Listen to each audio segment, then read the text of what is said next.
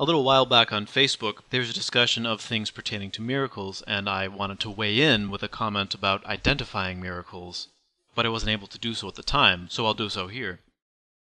So in this thread, someone said that no miracle claims had ever stood up to the full brunt of scientific criticism, and then somebody else, who for simplicity I'll call Liz, shared a story about a miracle. Essentially, Liz's friend had a child who had some very unfortunate brain conditions as an infant, and the scientists and doctors that were working with her said that she would grow up handicapped. Prayers were made, and the child recovered.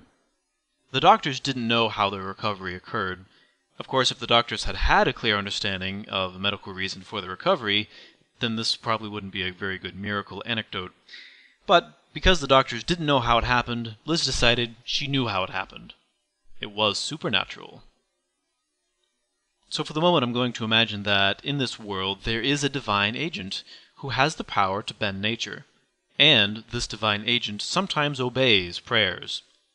So with that assumption in mind, how can one tell if something is caused by the divine agent or if it happens naturally?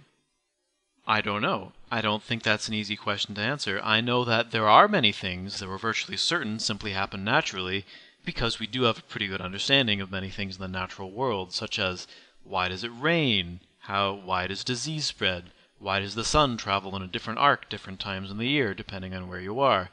But there's other questions that are still open, and potentially it might have been that this divine agent explicitly acted in these cases.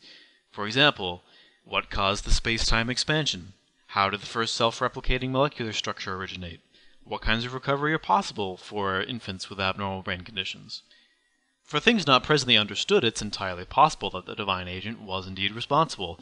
But of course it's also possible that these things happen naturally and we just don't understand how yet. So even with this assumption that there is a divine agent, and this divine agent does grant prayer requests, sometimes, we don't really know if the recovery of this child was due to the divine agent, or if it simply happened naturally, and medical science simply wasn't good enough to understand how. So, with respect to Liz, it seems like instead of saying, I don't really know what happened, but that's how I know a miracle happened. Instead of saying that, it might be better just to say, I don't really know how this happened. And it might have been God. It might not have been. As I said, I don't really know how this happened.